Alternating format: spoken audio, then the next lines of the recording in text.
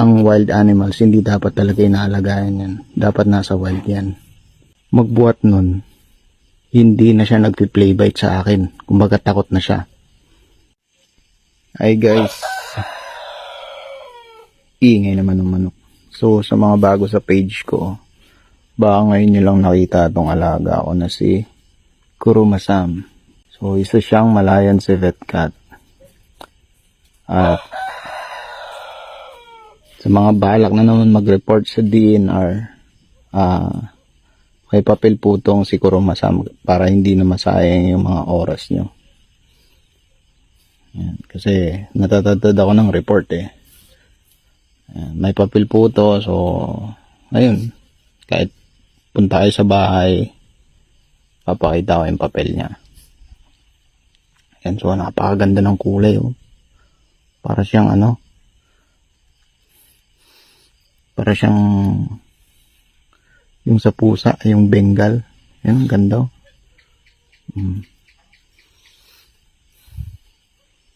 Tapos may konti akong ikikwento sa inyo. Nung baby pa to, naglalaro kami.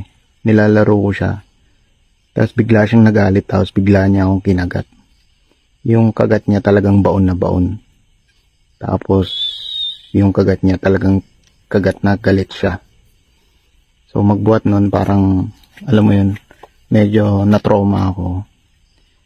Hindi ko muna siya inawak-hawakan. Tapos nung lumaki na siya, nung nagpi-play bite siya, hindi naman niya binaon yung kagat niya. Play bite lang. So kagat-kagat lang, pero masakit pa rin kasi napakatalas ng ngipin niya. Yung pangil niya, napakatalas. So nung minsan, bad trip ako, nag-play bite siya, kinagat niya ako, pinalo ko siya. Pero hindi naman malakas. Pero medyo nasaktan din siya. Pinalo ko siya ng kamay ko. Magbuhat nun, hindi na siya nagpi-play bite sa akin. Kumbaga takot na siya. So, dati nung maliit siya, parang ayaw niyang sumunod sa akin. Parang feeling niya siya ang boss. Pero nung malaki siya, parang kinilala niya na ako yung alpha niya.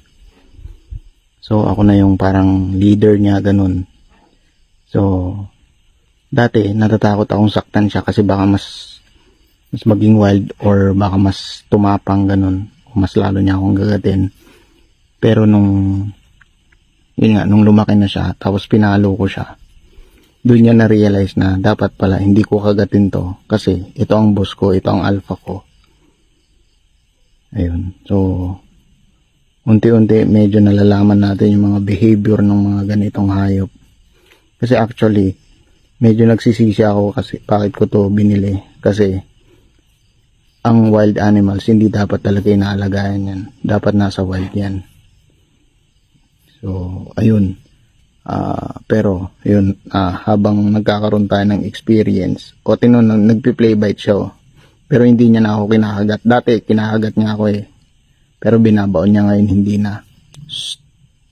O, isang ganun ko lang, alam niya na ayaw niya.